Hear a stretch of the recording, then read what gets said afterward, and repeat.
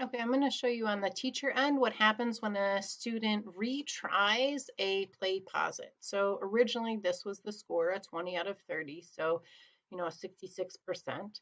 If I click on the assignment again, okay, I am going to get taken there and I'm going to click monitor again, right? That will take me to the score, and again, it is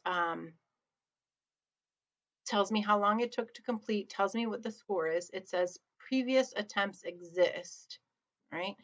But this is yellow, meaning I need to grade it. So I click on it again.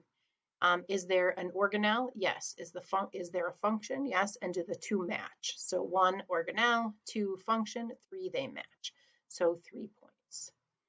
Okay, this now changes the score to 100 as this was a retry. So it overrides the previous score. I'm going to click sync grades.